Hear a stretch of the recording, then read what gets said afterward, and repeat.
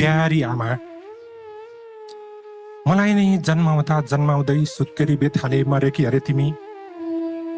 म अभागिनी, म टोरी, अर्काको घरमा नोकर भएर हुर्केकी कमारी। अरू अरू केटाकेटीका आमा देख्दा, आमाले तिनीहरूलाई माया गरेको देख्दा म तिम्रो आकृति कल्पना गर्छु। कस्तो थियो होला मेरी आमाको मुहार, कति रहर थियो होला नि आमा, मलाई छुने, मुसार्ने, सुमसुम्याउने, छातीमा टाँस्ने, मुहाई खाने, खेलाउने र हुर्काउने। कस्तो हुन्थ्यो होला आमाको काख, कस्तो हुन्थ्यो होला आमाको दुध। आफ्नै आमालाई नै स्वर्ग हुने गरी म किन जन्मेकी होला, किन बाँचेकी होला। आमासँगै म पनि जान पाएकी भए कति सन्चो हुन्थ्यो होला। तिमीले मलाई यो भुङ्रो जस्तो पृथ्वीमा छाडेर स्वर्ग गएको 3 वर्षमा बा पनि भिरबाट लडेर बेपत्ता भए अरे।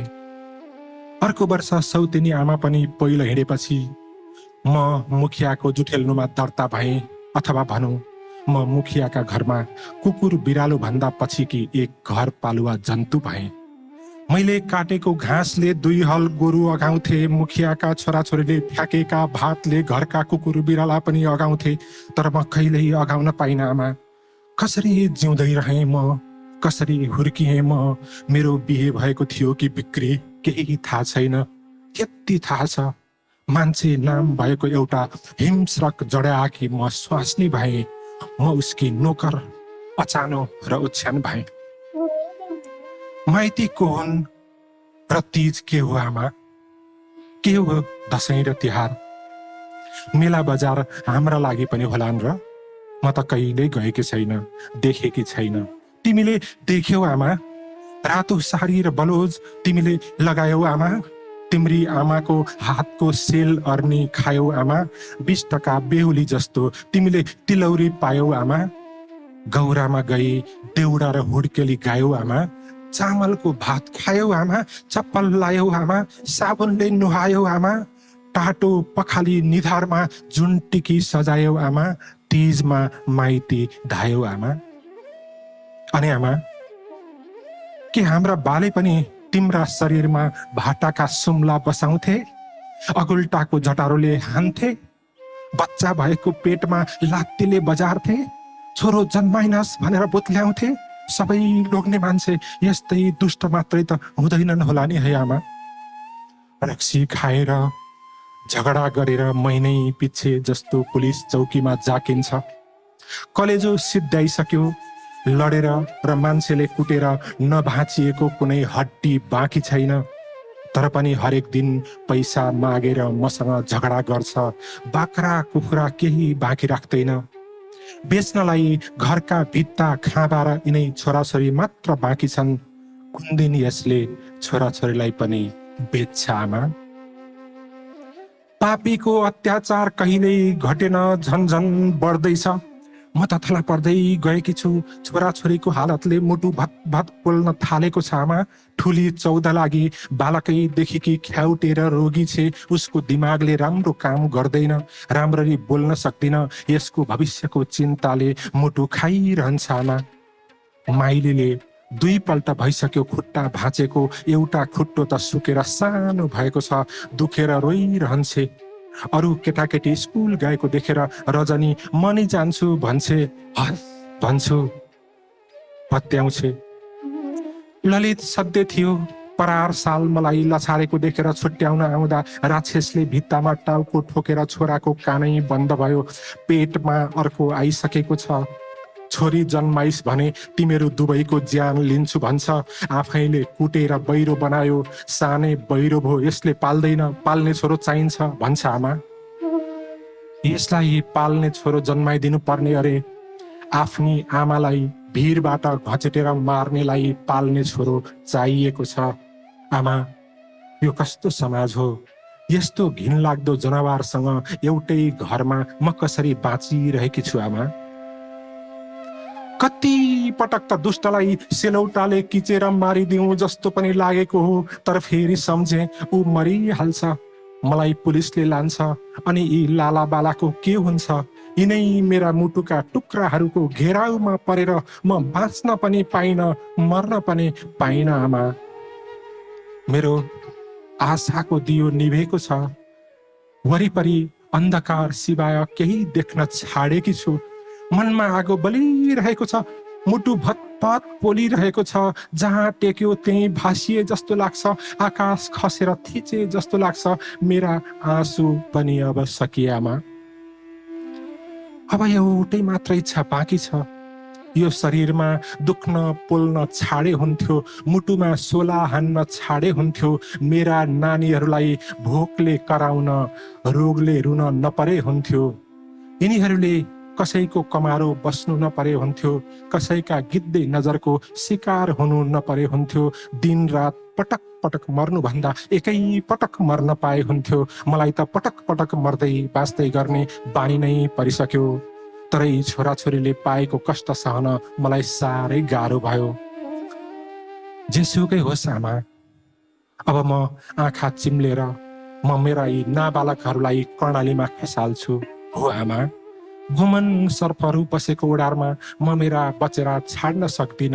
यिनीहरूलाई कर्णालीमा हेलेर म पनि हाम फाल्छु र तिमीसँगै आउँछु आमा।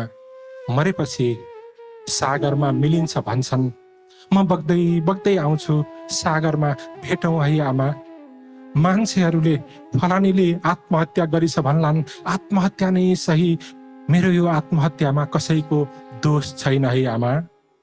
लोग्ने मान्छे कसरी दोषी हुन्छ र? ऊ बेला यस्तो जङ्गली पशुसँग बिहे गर्न राजी हुने मै दोषी हुँ, ऊ दोषी छैन।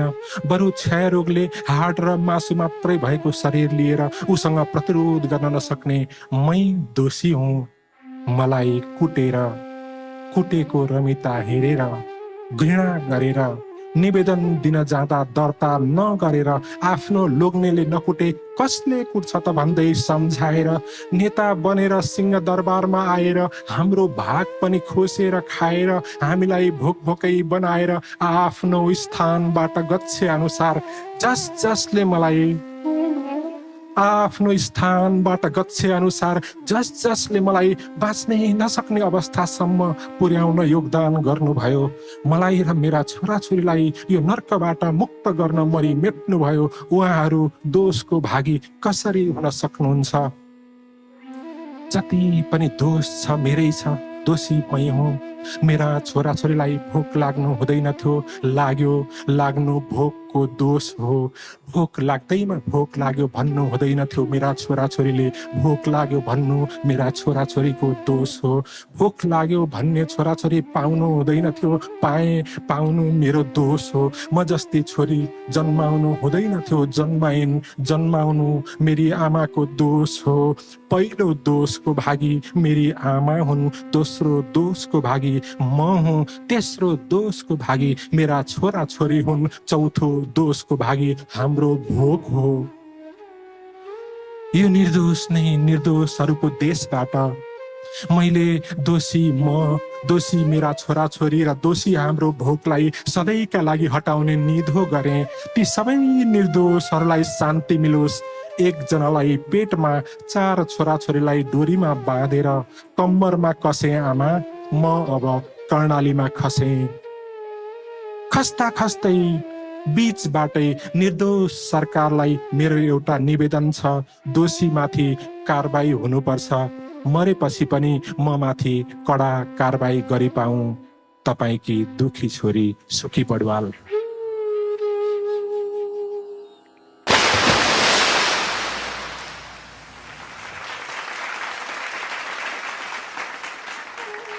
हार्दिक धन्यवाद टङ्का आचार्यज्यू। हाम्रा नदीहरू यतिकै वेगवान र गतिशील छैनन्। यी नदीमा कयौं वर्ष अघिदेखि हाम्रा छोरी, आमा, दिदी, बहिनी र श्रीमतीहरूका आँसु बगेका छन्। सायद त्यसैले पनि यति वेगवान भएका छन्। यो विशेष प्रस्तुति थियो आदरणीय टङ्का आचार्य, जो यस कार्यक्रमको संयोजक हुनुहुन्छ र सिस्नुपानी नेपालको महासचिव हुनुहुन्छ। यही कार्यक्रमका निम्ति 2 पटक कार्यव्यस्तताकै बीचमा पनि कर्णाली पुगेर कर्णालीको पानी अञ्जुलीमा बोकेर सुकीलाई भेटेर माटो छोएर कयौं सुकीहरूलाई सम्मान गरेर फर्कनु भएको छ। पानीमा पौडनेदेखि लिएर जमिनमा दौडनेसम्म, सडकमा गुडाउनेदेखि लिएर आकाशमा उडाउनेसम्म, कक्षामा पढाउनेदेखि लिएर औँलो समातेर अगाडि बढाउनेसम्म सबैमा रहनुभएका छोरीहरूप्रति हार्दिक आभार व्यक्त गर्दै अब कविताको प्रस्तुतिको लागि हार्दिक अनुरोध गर्दछु सिस्नुपानी नेपालका उपाध्यक्ष एवं कवि जो यो छोरी कार्यक्रमको न्वारानकर्ता पनि हुनुहुन्छ, यो सुन्दर नाम उहाँले जुराउनु भएको छ। अनुरोध गर्दछु कवि अर्जुन पराजुलीज्यू।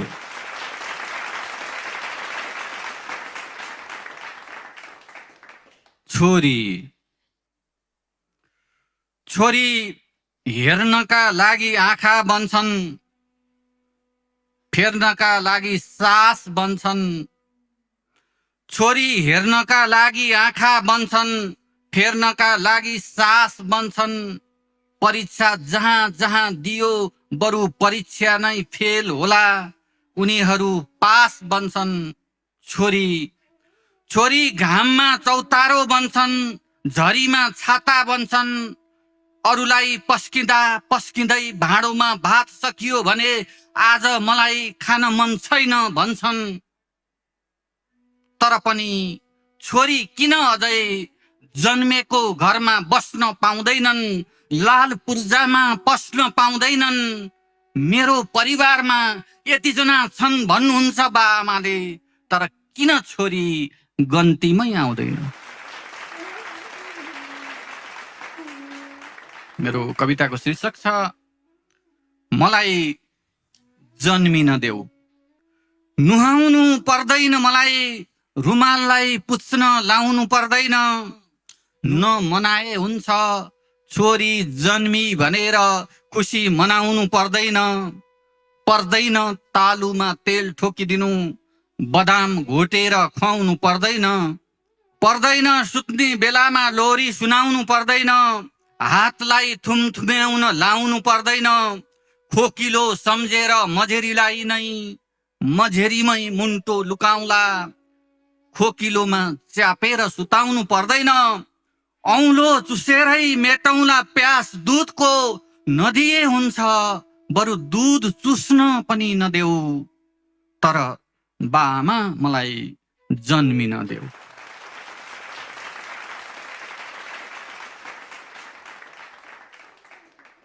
बिरामी आफै हुला, निको आफै हुला। बोकेर अस्पताल धाउनु पर्दैन। रुँदा रुँदा रुन नसक्ने भएपछि आफै नरौला। फुल्याउन आउनु पर्दैन। भाइले खेलेको हेरेरै बुझाउला चित्त, मलाई खेलौना किनेर ल्याउनु पर्दैन। सबैले खाएर बाँकी बसेछ भने खाउला। दुधमा मह घोलेर खुवाउनु पर्दैन। स्कुल जाने उमेर धरालो लागेरै कटाउला म, स्कुल पठाउनु पर्दैन। मलाई किताब किनिदिने पैसाले भाइलाई जुत्ता किनिदिनु। मलाई किताब किनेर ल्याउनु पर्दैन। पर्दैन डराउनु, पाल्न नसक्ने भए नजन्माएको भए हुन्थ्यो भन्ली भनेर डराउनु पर्दैन। पालिन सकिन छु आफै केही गरी भने, आफूले आफैलाई छाकै पिच्छे बेचेर पालौला। मलाई पाल्न जिम्मा लिने मान्छे खोज्न खेतालो लाउनु पर्दैन। म आफै बगाउला, मलाई बगाउन पुग्ने आँसु। म आफै बगाउला, मलाई बगाउन पुग्ने आँसु। बा आमा तिमीले गर्भमै बाढी पठाएर मलाई बगाउनु पर्दैन। कोरी दिनु पर्दैन, बाटी दिनु पर्दैन, कपाल काटी दिनु पर्दैन। दिनु पर्दैन काख तेल र मालिस, घाम दिनु पर्दैन। दिनु पर्दैन कोक्रो बामे सर्ने ठाम दिनु पर्दैन। दिनु पर्दैन लिटो पनि, माम पनि दिनु पर्दैन। दक्षिणा हालेर मलाई खाम पनि दिनु पर्दैन। नदिए हुन्छ नागरिकतामा राख्न तिम्रो नाम पनि दिनु पर्दैन। नदिन जे मन लाग्छ मलाई मन्जुर छ नदेऊ, तर बाआमा मलाई जन्मिन देऊ। मलाई जन्माउँदा तिमीलाई भएको नोक्सानी म दाम हिसाब गरेर बुझाउँला, घाटा लाग्ला कि भनेर मनमा नल्याऊ, बाआमा मलाई जन्मिन देऊ। सके पनि सहुला नसके पनि सहुला, मलाई कसैले बलात्कार गर्यो भने पनि म कसैलाई नकहुला। बलात्कारीबाट आफूलाई जोगाउन सकिन भने पनि तिम्रो इज्जतलाई जोगाउन म आफूले आफैलाई लगाउला छेउ, बाआमा मलाई जन्मिन देऊ।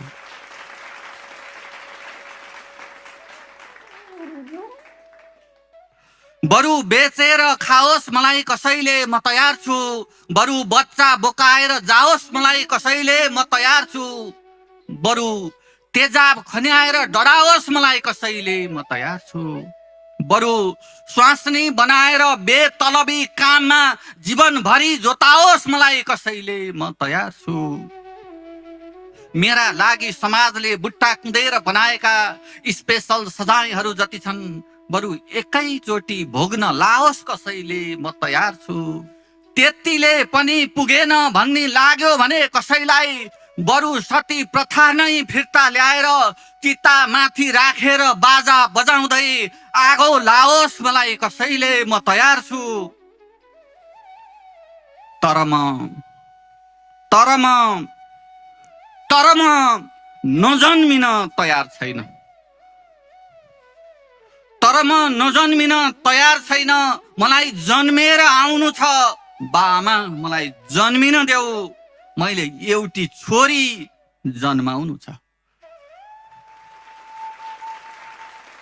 हस्, धन्यवाद। हार्दिक धन्यवाद कवि अर्जुन पराजुलीज्यू। पूर्वी सभ्यताका हामी विद्या की देवी सरस्वती, धन की देवी लक्ष्मी, शक्ति की देवी काली मान्दै पनि आएका छौं। कल्पना होस् वा कथा, कथा भए कथै सही, तर सत्य यति हो, क्षमतामा हामीले छोरीलाई उहिलेदेखि मान्दै आएका छौं। बीचमा गणित कतै बिग्रियो र हामी अँध्यारातिर फर्क्यौं, सायद त्यसैले समाजमा अँध्यारो व्याप्त हुँदै पनि गयो। मलाई लाग्छ हामीले बत्तीतर्फ पिठ्यौं फर्कायौं भने हाम्रो शरीरको छाया हामीभन्दा अगाडि लाग्छ, तर त्यही बत्ती अर्थात् चेतनातर्फ अनुहार फर्कायौं भने छाया आफै पछाडि भाग्छ। त्यसैले हामी चाहन्छौं अब चेतनातर्फबाट अगाडि बढ्नु छ। वीर शहीदहरू जो प्रति उच्च सम्मान व्यक्त गर्छु, जीवनमा एकपटक रगत बगाउने मान्छे वीर हुन पाउँछ, हुन्छ भने हामीलाई जन्म दिन महिनै पछि रगत बगाउने तमाम छोरीहरू वीर भन्दा पनि माथि महावीर हुन् जै लाग्छ। रमाइलो संयोग छ, धेरै क्षेत्रका उपस्थित हुनुहुन्छ। एउटा समाचार अस्ति मात्रै पढ्न पाथे, एनएमई बैंकले आफ्ना सबै प्रदेश प्रमुखहरूमा महिलाहरूलाई नियुक्ति गरेको छ। खुसी लागेको छ। नेपाली सेना, नेपाल प्रहरी सशस्त्रबाट पनि यहाँ उपस्थित हुनुहुन्छ, विविध क्षेत्रका हुनुहुन्छ। सबैलाई धन्यवाद ज्ञापन गर्दै हामीले छोरा छोरीहरूलाई सधैँभरि भन्यौं, बाबु छोरी जस्तो रुनु हुँदैन, प्रायश छोराहरूलाई, तर हामीले कहिल्यै भनेनौं बाबु छोरीहरूलाई कहिल्यै पनि रुवाउनु हुँदैन। या त हामीले भनेनौं या त उनीहरूले बुझेनन्। सायद त्यही भएर अहिले छोरीहरूलाई बाहिर निस्केर हिँड्दा बाघ भालु सर्पको भन्दा पनि बढी डर मान्छेको छ, किनकि बाघ भालु र सर्पले भेट्यो भने केवल जीवन सिद्ध्याउँछ, तर खराब मानिसले भेट्यो भने पहिले चरित्र सिद्ध्याउँछ अनि मानिस सिद्ध्याउँछ। त्यसैले समाजमा सन्तुलन राख्नका लागि समाज कहिले मातृसत्तात्मक पितृसत्तात्मक जे बने पनि हामीले चाहेको सहसत्तात्मक नै हो र यसैका लागि आग्रह गरिरहेका छौं। अबको क्रममा भने कविता वाचनका लागि निम्त्याउँदछु एक सशक्त कवि आदरणीय कवि मोमिलाज्यूलाई। मैले पढ्ने कविताको शीर्षक नगरवधुको वक्तव्य।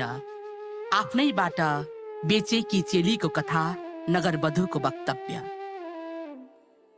एकादेशको कथामा वर्णित राजकुमार जस्तो मेरा सोल्टी राजै, एकादेशको कथामा वर्णित राजकुमार जस्तो मेरा सोल्टी राजै आज जसरी हुरी चल्दा उहिले हुरिएर तिम्रो अगालोमा बेसरी बाँधिएको सम्झे।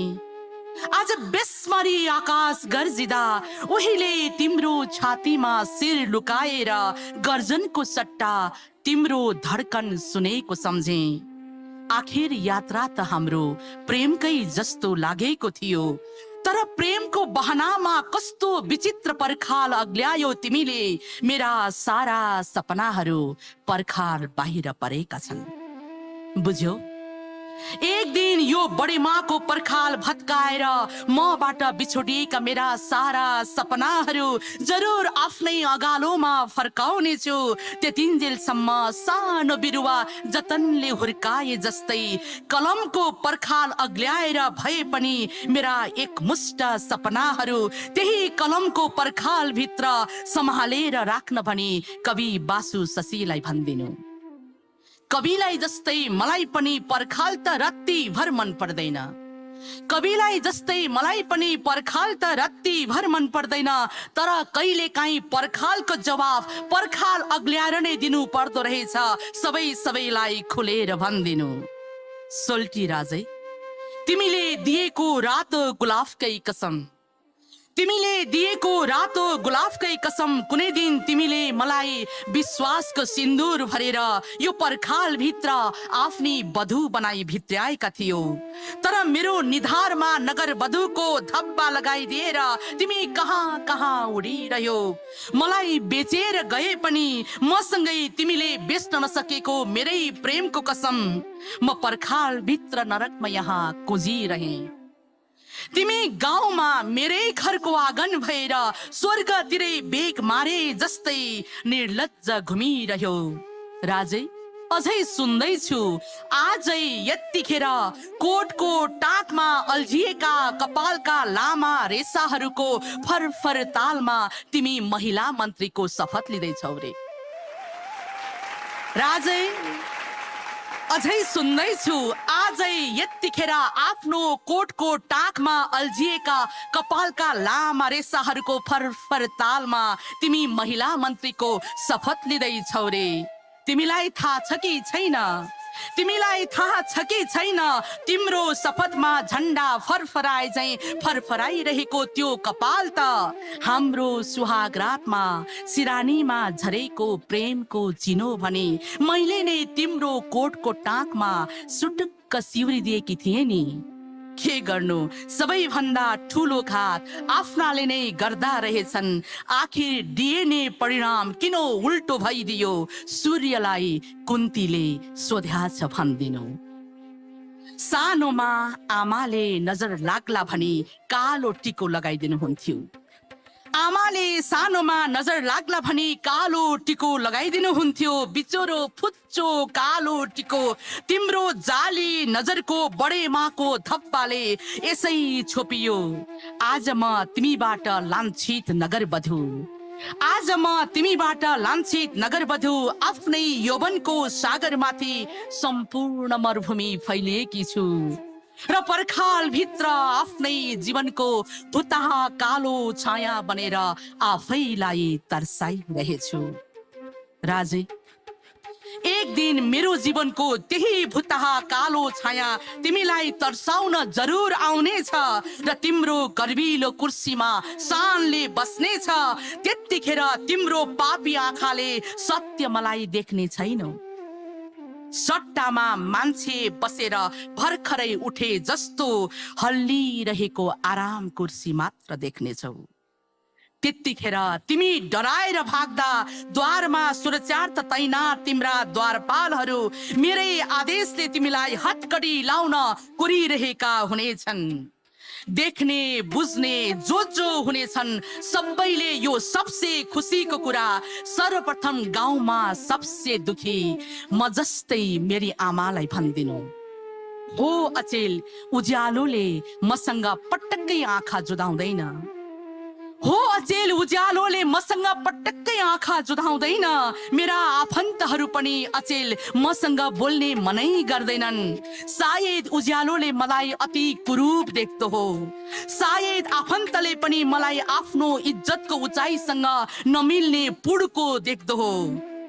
आमा, यतिखेर मेरो उचाइ स्वीकार गर्न नचाहने पुरुष बिनाको प्रकृतिमा, आमा यतिखेर मेरो उचाइ स्वीकार गर्न नचाहने पुरुष बिनाको प्रकृतिमा, गर्जनकारी हुरी बादल र नदीको सारथीमा आफैमा छिन्न भिन्न भएर, आफैमा धुजा धुजा फाटिएर या आफैमा उर्लिएर पोकिएर मेरो भाग्यमा लागेको कालो थप्पा मेटाउने छु र आफ्नै कर्मको गाढा रङ्गले अर्कै भाग्य रेखा कोर्नेछु, अर्कै देश निर्माण गर्नेछु, अर्कै भूगोल निर्माण गर्नेछु।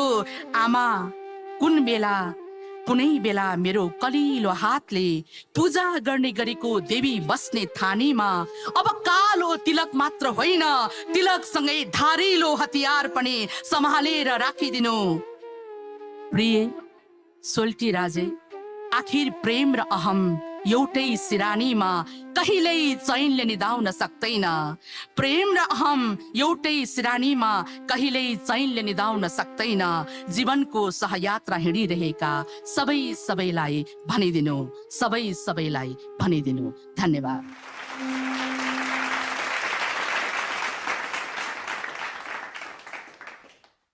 हार्दिक धन्यवाद कवि मोमिलाज्यू।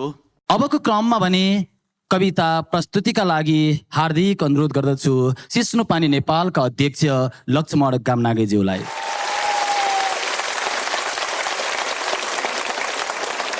कविताको शीर्षक छ मान्छे र आइमाई। मान्छे। हिजो एक भव्य कवि गोष्ठीमा मैले एक सभ्य कविता पड्काएँ। आइमाईहरूको उछितो काटेर मैले तिनीहरूको सास नै अड्काएँ। तिनीहरूलाई नङ्ग्याउनुसम्म नङ्ग्याएँ।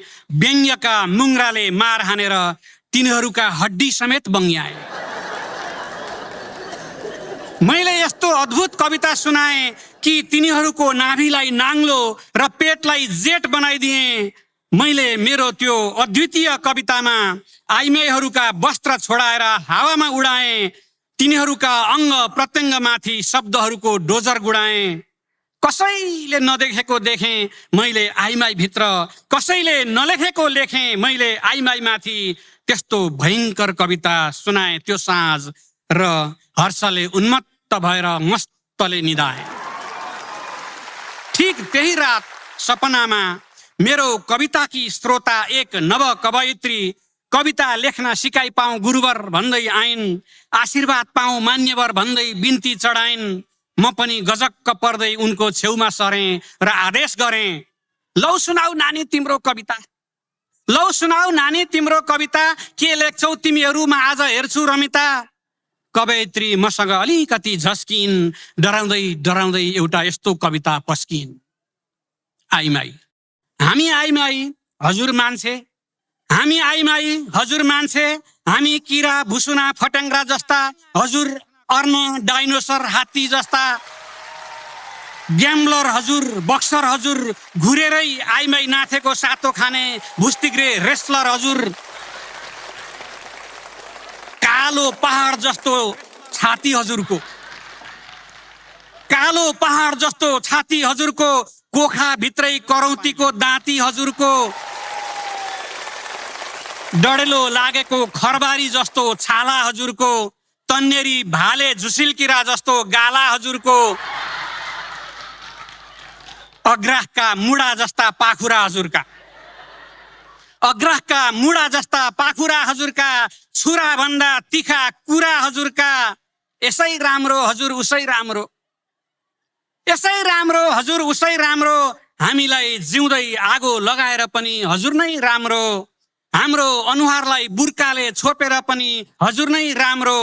हाम्रो पाठे घरमै सुइरा रोपेर पनि हजुर नै राम्रो। आफ्नै छोरीमाथि व्यभिचार गरे पनि हजुर नै राम्रो। यसै राम्रो हजुर उसै राम्रो। हजुर त कुनै आइमाईको पेटमा बसेकै होइन, हजुर त कुनै आइमाईको पेटमा बसेकै होइन। आमाको कोखबाट धरतीमा खसेकै होइन। आमाको कोखबाट जन्मेको भए, आमाको कोखबाट जन्मेको भए हाम्रा अङ्ग अङ्गको न्वारण गरेर नाङ्गा नाङ्गा नाम राख्न कसरी सक्नुहुन्थ्यो र तपाईँले?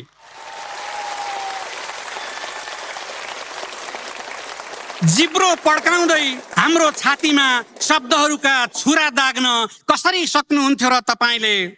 आमाको कोखबाट जन्मेको भए हाम्रो अनुहारमा तेजाब खन्याउन कसरी सक्नुहुन्थ्यो र तपाईँले? लगेर आफ्नै पत्नीलाई बेच्न, कोठीमा बेच्न कसरी सक्नुहुन्थ्यो र तपाईँले? तपाईँलाई दूध खुवाएर हुर्काउने पल्ला घरकी आमालाई बोक्सी भनेर दिशा खुवाउन कसरी सक्नुहुन्थ्यो र तपाईँले? आमाको कोखबाट जन्मेको भए तपाईँलाई त ईश्वरले कुदेर सोझै स्वर्गबाट धरतीमा पुरुषार्थ गर्न पठाएको। तपाईँलाई त ईश्वरले कुदेर सोझै स्वर्गबाट धरतीमा पुरुषार्थ गर्न पठाएको, आइमाईका छातीमाथि नाच्नु भनेर खटाएको, जसले छिन छिनमै नयाँ नयाँ पुरुषार्थ घटाउँछ एउटा कवितामा।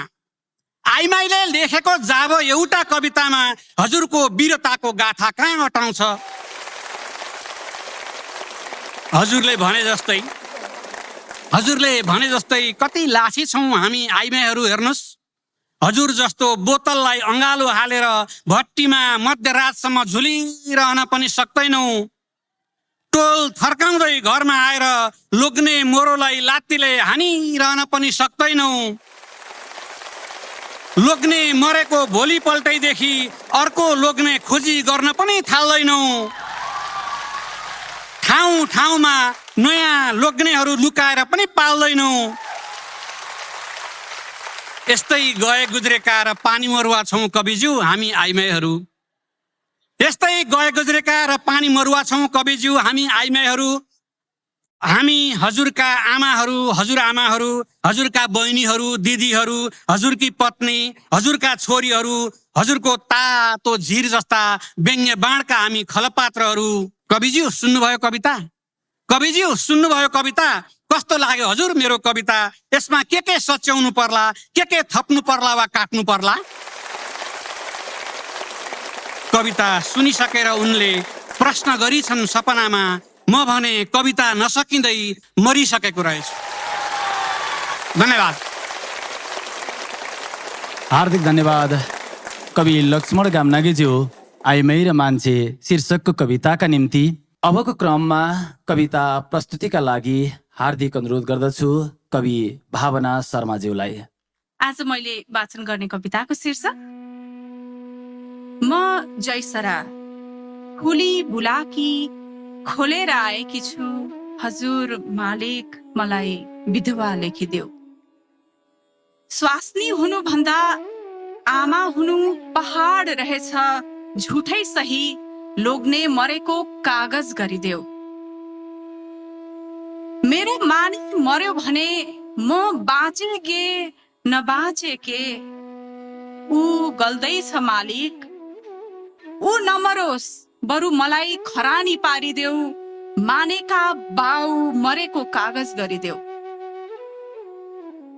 साथी भाइले गिज्याउँदा माने बहुत रिसाउँछ, बाउ खोजेर ल्याम आमा भन्छ, मैले कहाँबाट ल्याइदिम।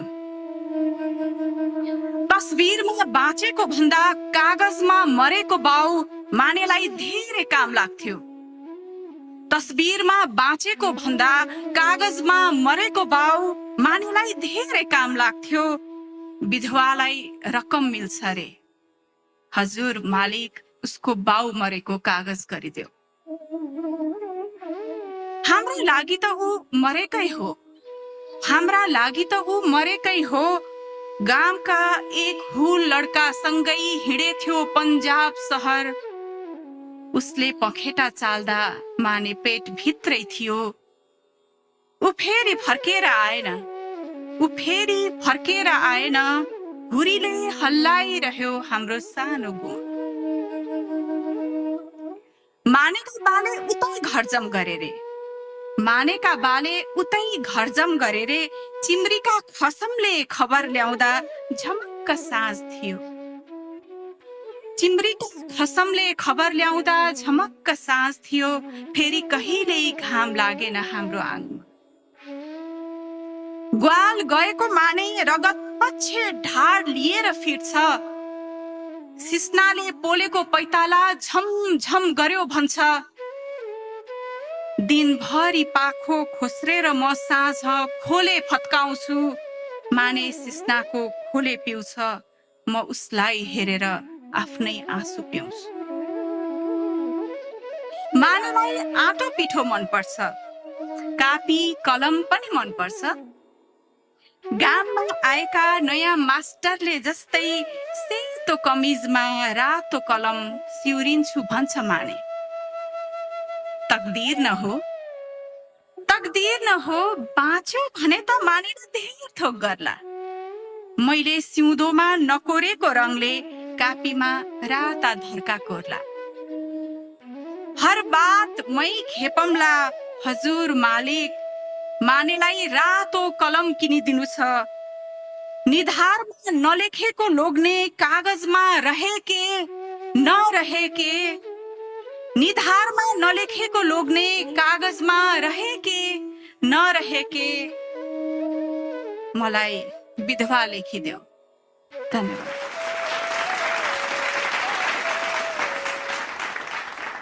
हार्दिक धन्यवाद कवि भावना शर्माज्यू। तकदीरमा नलेखिएको लोग्ने कागजमा रहे कि नरहे कि। आज बसाई व्यवस्थालाई विनियोजन गरिएको छ। आदरणीय छोरीहरूलाई प्रेक्षालयमा राखेका छौँ र आदरणीय छोराहरूलाई प्रतीक्षालयमा राखेका छौँ। सायद टाढाबाट हेर्दैखेरि होला जुन र घामहरू राम्रा देखिएका। आँखामा आँखा जुदाएर हेर्दा केवल आँखा देखिन्छ, अलि परबाट हेऱ्यो भने अनुहार देखिन्छ। अझै दूरी कायम गरे लाग्छ शिर देखिन्छ। अझै पर पुगेर हेऱ्यो भने मात्रै समग्र जीवन यानि कि शरीर देखिन्छ। त्यसैले कस्तो रहेछ त यो दृष्टिकोण सधैँ अगाडि राखेर सुनाउने गरेका पाहुनाहरूलाई पनि आज हामीले माथि राखेका छौँ। ससम्मान यहाँहरू सबैलाई आभार व्यक्त गर्दछौँ। अबको प्रस्तुतिमा जोड्न चाहन्छु आदरणीय राजनीतिकर्मी, साहित्यकार, हामी सबैकी प्रेरणाकी स्रोत आदरणीय कवि कुन्ता शर्माज्यूलाई। नमस्कार छ सम्पूर्ण आदरणीय श्रोताहरूलाई। सबभन्दा पहिला यो कविता म समर्पण गर्न चाहन्छु। एउटा पोथी, सानो सानो नानीको आमा, चल्लाको आमा, जो बाँच्यो एक दिन उज्यालोले उसलाई कुतकुत्याएपछि, त्यसपछि उसलाई हत्या गर्ने काम गर्यो। र त्यो पोथी जसले एउटा समाजमा चेतना छरेर गयो, त्यो पोथीलाई नै म श्रद्धाञ्जली अर्पण गर्दै यहाँहरूको सामु यो कविता वाचन गर्न चाहन्छु। पोथी बाँच्नु हुँदैन।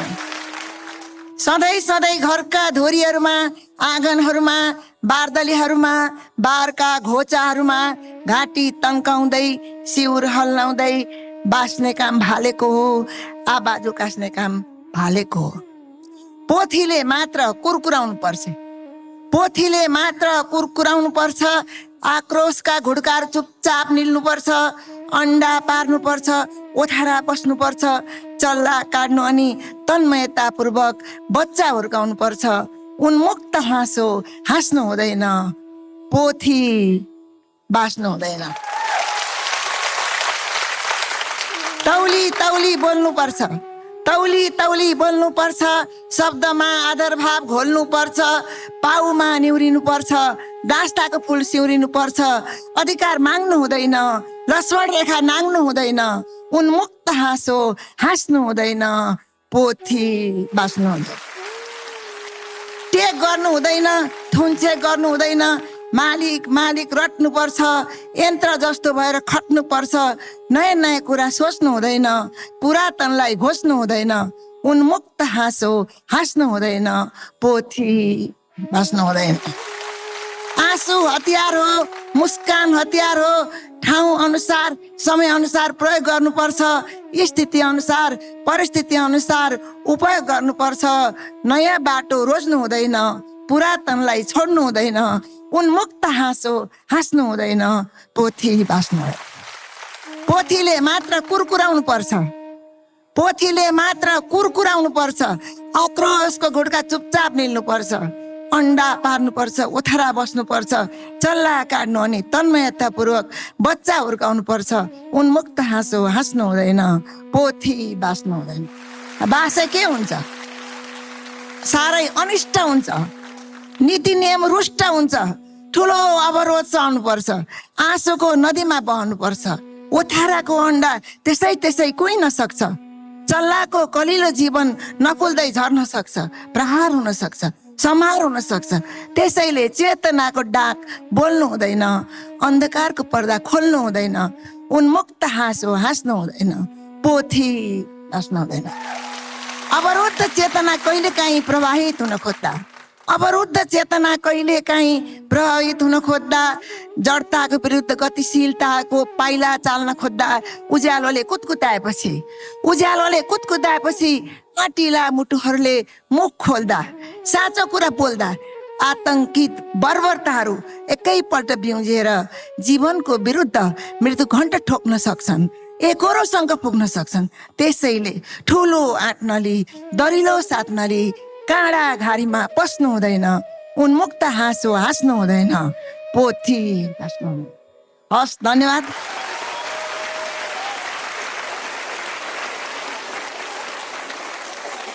हार्दिक धन्यवाद कवि कुन्ता शर्माज्यू। सायद यस्तै सयौँ र हजारौँ कुन्ता शर्माहरूको यो लामो दीर्घ तपस्या पश्चात नै आज कुन्ता शर्माहरूको समष्टि रूपमा हामीले राष्ट्र प्रमुखको रूपमा अर्की कुन्ता शर्मा यानि कि सम्माननीय विद्यादेवी भण्डारीज्यू पाउन सकेका छौँ।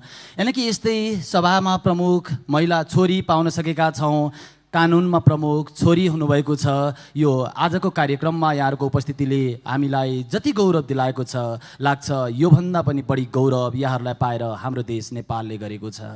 यो कार्यक्रमको तयारी गरिरहँदा यानि कि कार्यक्रम रूपी छोरीलाई जन्म दिइरहँदा आफ्नै छोरीलाई भुलेको निकै दिन भएको थियो। एक दिन कार्यक्रमको दौडानमा एकजना छोरी, आमा सरकी छोरी भेट हुनुभयो अनि हामीसँग केही कुरा भन्ने आग्रह राख्नुभयो। मैले सोधेँ, तपाईँको नाम के हो आमा? उहाँले भन्नुभयो, मेरो नाम बाआमाले स्कुलमै लेखिदिएनन् बाबु, त्यस कारणले मलाई मेरो नामै थाहा छैन। मैले सोधेँ, तपाईँका पतिको त नाम होला नि? पति पनि छैनन् बाबु, खसमको नाम काट्नु हुँदैन, पाप लाग्छ भनेका छन्। अनि तपाईँलाई चाहिँ के भन्ने गरेका छन् नि त? मलाई त गाउँघरमा सबैले पुरेतकी ठुली भन्ने गरेका छन्। उहाँको मर्मस्पर्शी कथा सुनिसकेपछि लाग्यो कार्यक्रममा किन नजोड्ने। अब भने म पुरेतकी ठुलीलाई आफ्नो प्रस्तुतिका लागि अनुरोध गर्दछु।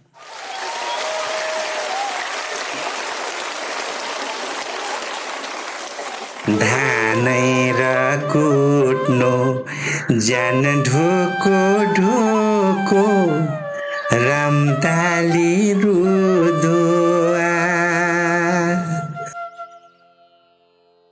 बालखै कालमा बिहे गरिदिए, वैसैमा विधुवा।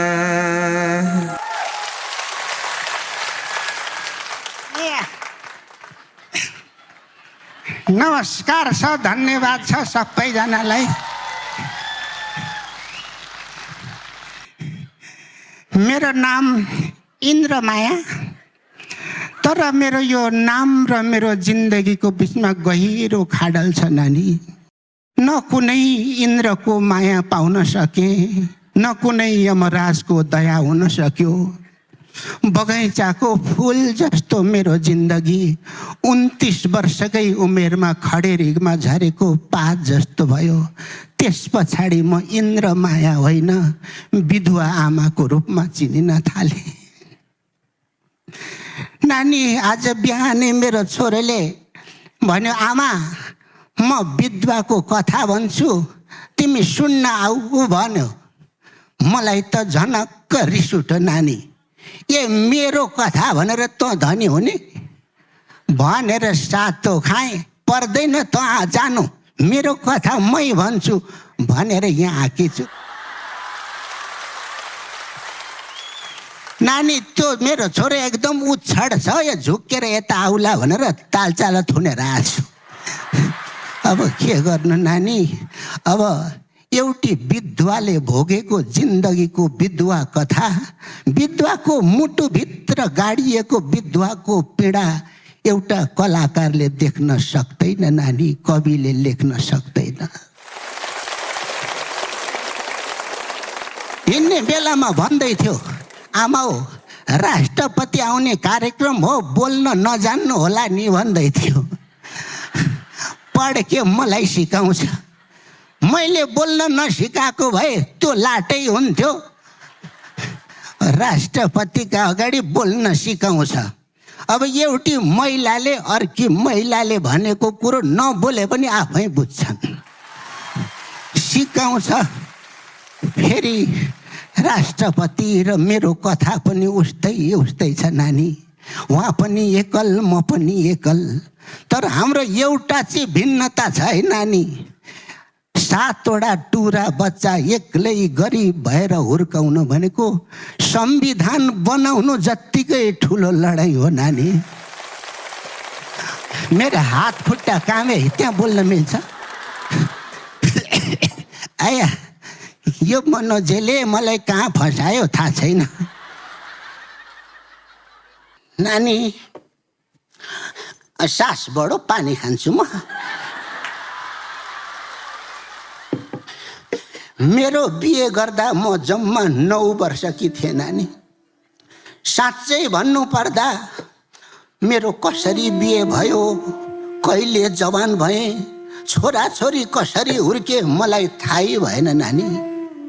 किनभने श्रीमानले मलाई बच्चा जस्तै माया दिएर हुर्काउनु भएको थियो।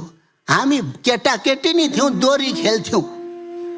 लेखैमा जाँदा लेख लाग्थ्यो, मलाई क्यान कराउँथ्यो।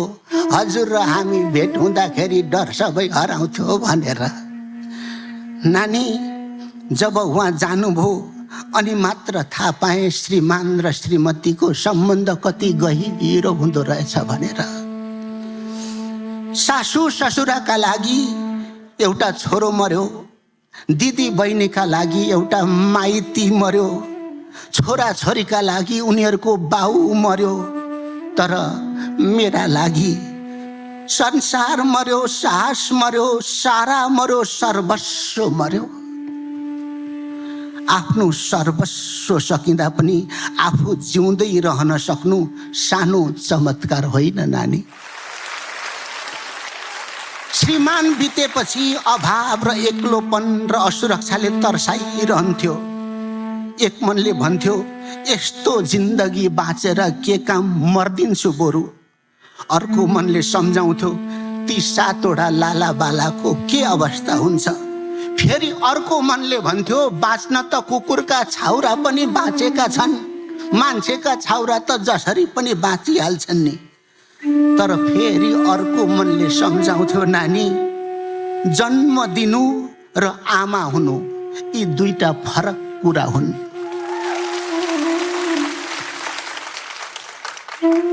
म जन्मदाता मात्र थिएन, आमा पनि थिएँ, त्यसैले म चाहेर पनि मर्न सकिनँ नानी। मरेर मर जाने त गइहाल्छन्, बाँच्नेलाई पनि जिउँदै मारेर जाँदा रहेछन्। घरमुलीको मृत्युसँगै घरको छाना पनि चुहिन थाल्यो, केटाकेटीको नाना पनि च्यातिन थाल्यो, परिवारको दाना पनि बन्द भयो।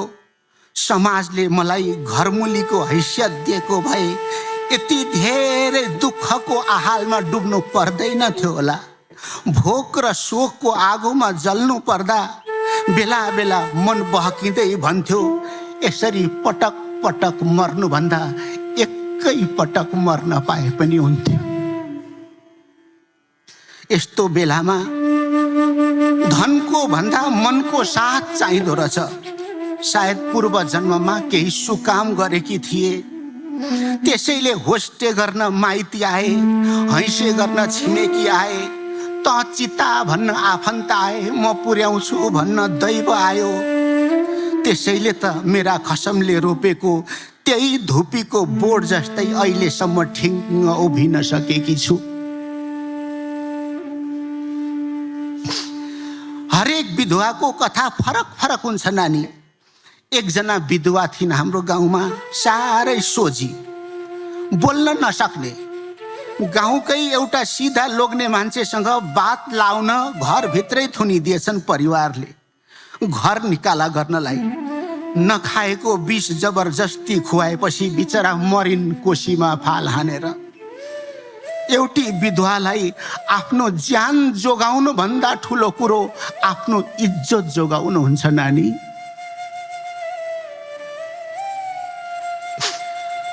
बरु बाघ भालुबाट आफूलाई बचाउन सकिन्थ्यो, तर मान्छे रूपी गिद्धहरूबाट बचाउन कठिन हुन्थ्यो हामीलाई। एक दिन मैले आमालाई भने, आमा फलानाले मलाई गोठ जाँदा पनि पछ्याउँछ, घर आउँदा पनि पछ्याउँछ, म के गरौँ आमा? आमाले त ढाडस दिनु पर्थ्यो नि नानी, तिमी दुःख दिने, तिमीलाई दुःख दिने गिद्धका पखेटा काटिदेऊ उठ्नै नसक्ने भनेर। तर आमाले भन्नु भएन। आमाले के भन्नुभयो थाहा छ? नानी छोड्दे संसारको रीतै यस्तै छ, फुल भए ठाउँमा भमरा आउँछन्, सिनो भए ठाउँमा गिद्ध आउँछन्। म गिद्ध हुँ, भमरा हुँ कि सिनो हुँ मैले अहिलेसम्म बुझेकी छैन। श्रीमानलाई बिदा गरेको त्यो दिन मलाई अझै याद छ नानी। उता उहाँको लास जल्दै थियो, यता मेरो सिउँदो पुछिँदै थियो। लास डढेर अंगार भइसक्दा म खरानी भएर सेतो सारीमा पोको परिसकेकी थिए। सेतो सारीले चाडबाडमा सबभन्दा बढी दुःख दिन्थ्यो नानी।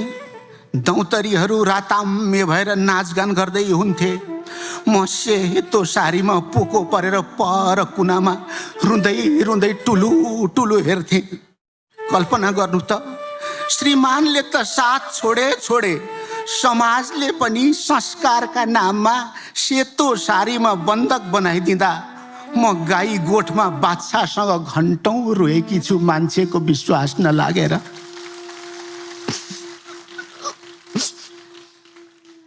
एकपटक श्राद्धको दिन मैले बालाई सोधेँ, बा मैले सेतो सारी नलाउन मिल्दैन?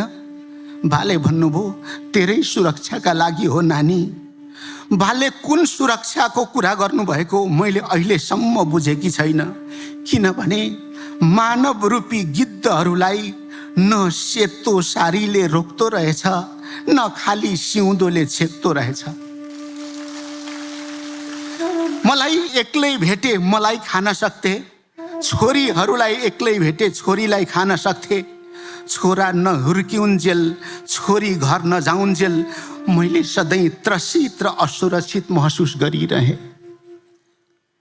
साँच्चै भन्ने हो भने यो सिन्दुर पुस्ने नानी, चुरा फुटाउने चलन मलाई पटक्कै मन पर्दैन। किन थाहा छ? यो त श्रीमानको चिनो हो, हौसला हो, आँट हो, साहस हो, आशीर्वाद हो। अहिले रातो सारीमा सजिएका नेपाली छोरी देख्दा मलाई कम्ता खुसी लाग्दैन नानी। तर बिस्मात एउटै छ, अलि ढिलो जन्मिन पाएको भए म पनि यस्तै सारीमा सजिन्थे होला। अहिले त मलाई मेरो जिन्दगी भनेकै यस्तै उडाड जस्तो लाग्न थालेको छ। म यसो गम्भीर धेरै रोएँ है, माफ गर्नु होला। म यसो गमेर ल्याउँथे, यदि म मरेकी भए मेरा श्रीमानले जुङ्गा दारी काट्थे कि काट्दैनथे होला।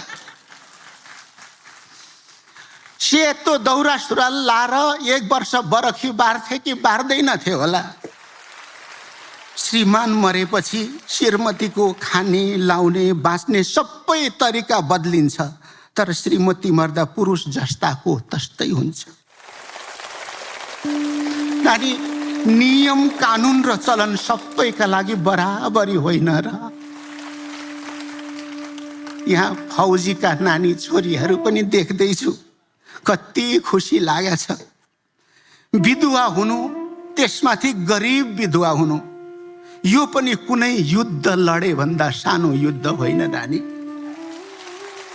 आज मलाई सम्झना छ, बिहानको 9 बजेतिर मैले उहिले मेरा कुनै पनि छोरीलाई घरमा बस्न दिन। कसैलाई घाँस काट्न पठाएँ, कसैलाई बाख्रा चराउन भनेर पठाएँ। किन थाहा छ? अरूका छोरी स्कुल गएको नदेखुन् भनेर। हामी पनि पढ्छौँ नभनुन् भनेर। त्यो त्यो चरम गरिबीका बीचमा म कुन हैसियतले उनीहरूलाई स्कुल पढाउन सक्थेँ? फेरि आमा हुँ, नपढाउन पनि कसरी सक्थेँ? चाहेर पनि मैले मेरा छोरीहरूलाई सावा अक्षर चिनाउन सकिनँ नानी। सबभन्दा ठुलो बिस्माती यही छ।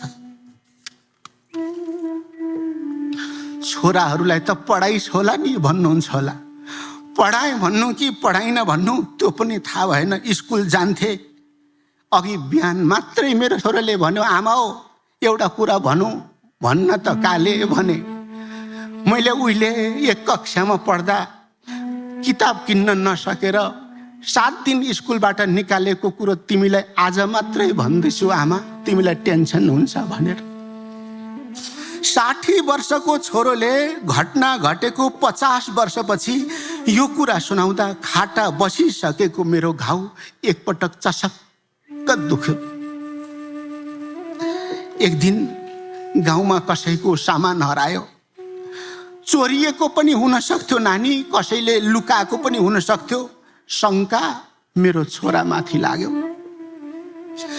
पञ्चायत राखियो, तामा छुना लगाइयो, तर सामान चोरिएको थिएन, भेटियो। तर छोरामाथि चोरको दाग कहिल्यै मेटिएन। शङ्का, आक्षेप र आरोपको भारी गरिब, टुहुरा र विधवामाथि मात्र किन लगाइन्छ?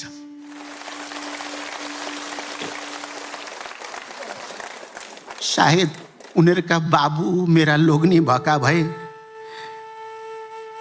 यस्तो दुस्साहस कसैले गर्दैनथ्यो होला। अनि मलाई लाग्छ बेला बेला थपना नै मात्रै भए पनि लोग्ने चिज चाहिन्छ होला। आज छोराछोरी हुर्किए, गरी खाने भए, सङ्घर्षको त्यो कहाली लाग्दो उकालो कटेर मलाई अहिले आनन्दको चौतारीमा राखेका छन् नानी। कहाली लाग्दो विगतबाट आनन्दपूर्ण जिन्दगी भोगेर आएकी छु। अहिले मलाई लाग्छ सन्तान र सत्य सम्हालेर बस्ने महिला कहिल्यै पनि विधवा हुन्न, ऊ सधैँ सधुवा रहन्छ। नानी मैले कुरा सकेँ, म थाम्न सक्दिनँ, सास पनि बढ्छ, पानी खान्छु। आज दुनियाँका छोरीहरूले प्लेन उडाएर भन्ने सुन्छु, खुसी लाग्छ।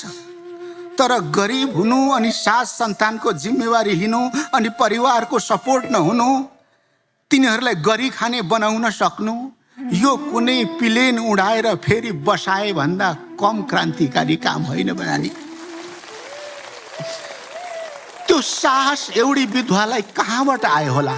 कल्पना गर्न सक्नुहुन्छ? त्यो साहस त्यही श्रीमानले माथिबाट पठाइरहेको प्रेम र आशीर्वादको शक्तिबाट प्राप्त भएको। मान्छेहरू भाग्यको कुरा गर्छन् नानी, तर भाग्यको कुरा गर्छन्, मेरो नजरमा संसारको सबभन्दा भाग्यमानी मान्छे को थाहा छ? जसको सिउँदो पुछिएको छैन, त्यही नै सबभन्दा ठुलो भाग्यमानी हो। जसको पोते चुडाइएको छैन, श्रीमान हुँदा पनि नहुँदा पनि रातो सारीमा सजिन्छन्। भगवानको विधानमा कहीँ छैन लेख्या विधवालाई रातो लाउन पाउँदिनस् भनेर। मेरो कुरा सके। अहिले त श्रीमान मरे जस्तो पनि लाग्दैन नानी, मलाई चोला फेरे जस्तो लाग्छ। छोरा छन्, छोरी छन्, नाति नातिना, पनाति पनातिना छन्। तिनका बोलीमा, व्यवहारमा, कर्ममा मेरो श्रीमानको झल्को देख्छु। श्रीमान गुमाएका एकल दिदी बहिनीहरूलाई पनि उत्तरार्धमा जीवनको मेरो जस्तै खुसी र सुख मिलोस्। धन्यवाद।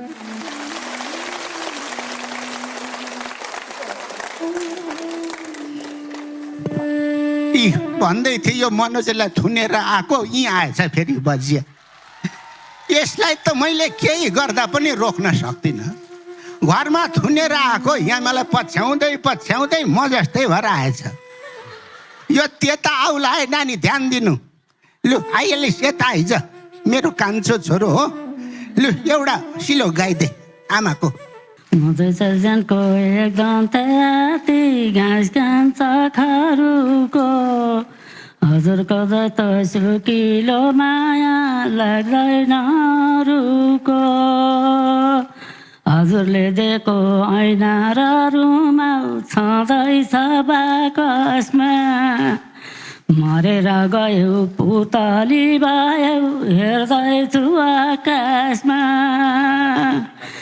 राजा एजनको यो सेरो फेरो मनलको राम्रो गाउँ पैसा र राख्ने थैली र गोजी मन राख्ने यहाँ छ ठाउँ। ल नानी धेरै धेरै धन्यवाद, भुल भए क्षमा पाऊ, नमस्ते है। पर्खिन है मनोजे, औतारी मोरो। हार्दिक धन्यवाद कलाकार मनोज गजुरेल र कलाकार मनोज गजुरेल की आमा इन्द्रमाया गजुरेल। को मनोज गजुरेल र को इन्द्रमाया गजुरेल चिन्ने जिम्मा तपाईँकै। कहिले ट्रम्प, कहिले मोदी, कहिले सी जिङपिङ बनेर नेपालका धेरै नेताहरूको अभिनय गरिसक्नुभएका कलाकार मनोज गजुरेलको आजको आमाको प्रस्तुति देख्दा लागिरहेछ मेरो जानकारीमा भएसम्म सायद आमाको अभिनय गर्ने पहिलो कलाकार छोरो पनि हुनुपर्छ। मानिसका लागि त आमा ईश्वरकी पनि ईश्वर हुन्। सायद ईश्वरले सबै घरमा पुग्न नभएकै कारण घर घरमा पुग्ने गरी आमा बनाएका हुन्। सृष्टिकी मुहान हुन् आमा। हरेक आमा आफैमा छोरी पनि हुन्। छोरी जगतकी थालनीकर्ता हुन्। भनिन्छ नारी र पुरुष एउटै सिक्काका दुई पाटा हुन्। दुर्भाग्य सिक्काका दुई पाटा सँगै भएर पनि कहिल्यै भेट हुन सकेनन्। सौभाग्य छोरी र छोराको भेट नभई सभ्यता र सिर्जनाको अर्थ पूर्ण हुन सकेन।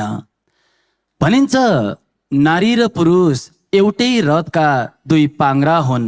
रथका दुई पाङ्ग्रा बराबरी भयो भने हामीले गन्तव्यमा पुर्याउन सक्छौँ। एउटा पाङ्ग्रो ठुलो र अर्को पाङ्ग्रो सानो भयो भने रथ त्यही घुमिरहन्छ, गन्तव्यमा पुग्नुको सट्टा त्यही पल्टिन्छ। त्यसैले त छोरा र छोरी चुनावमा जित्ने र सत्तामा टिक्ने मौसमी तालमेल होइन। कुनै सत्ता पक्ष र कुनै विपक्ष पनि होइन, बरु छोरा र छोरी सामाजिक सत्तालाई सधैँ टिकाउने पवित्र गठबन्धन हो। हामीलाई थाहा छ संसारमा छोरी नभई छोरा पनि जन्मदैनन् र यो पनि थाहा छ छोरा नभई छोरी पनि जन्मदैनन्। प्रेक्षालयमा बत्ती बलिरहेको छ। बत्ती बल्नका लागि दुईटै तारको संयोजन छ। त्यसैले हामीलाई लाग्छ दुवै पक्षको संयोजन नभइकन यो केही कुरा रहन सक्दैन। जसरी तपाईले बजाएको तालीमा दुई हातको मिलन हुँदा सुन्दर आवाज आएको छ, त्यसरी नै समाजका दुई भाग मिल्दा सामाजिक सद्भावमा यस्तै मिठास आउँछ, आइरहोस्, हामी यही चाहन्छौँ। मलाई विश्वास छ तपाईँ छोरीहरू कहिल्यै कोहीसँग भेट हुँदा आफ्ना जीवन र भविष्यका बारेमा कुरा गर्दा गर्दै अर्काको कुरा काट्ने फुर्सदै रहँदैन। त्यसैले शिक्षामा अगाडि बढाउन सक्यौं भने लाग्छ हामीले यो दोषारोपण गरिरहनु पर्ने छैन। मैले देखेको छु दोबाटाको चिया पसलमा बसेर कुरा काट्ने पुरुषहरू पनि अनि महिला भेट हुँदा देशका बारेमा संवाद गर्ने नारीहरू पनि। किनभने कुरा रोक्ने र नरोक्ने किलकिले रुद्र घण्टीमा हुँदैन, मस्तिष्कमा हुन्छ।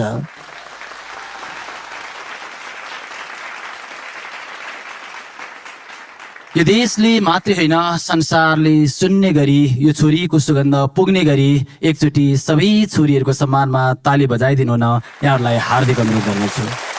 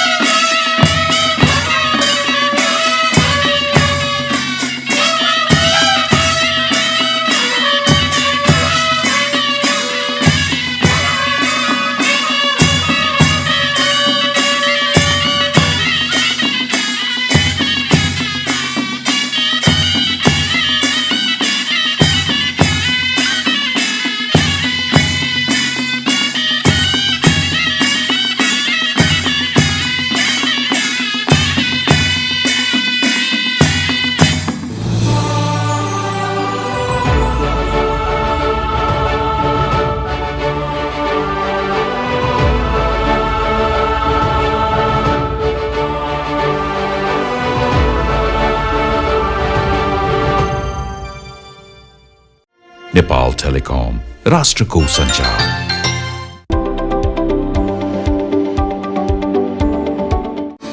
NMB बैंक, समृद्ध नेपालको लागि। रियल कुरा, गजुरियल विचार, गजुरियल.com। सार्थक शिक्षा, सार्थक जीवन, पाठशाला नेपाल फाउन्डेसन।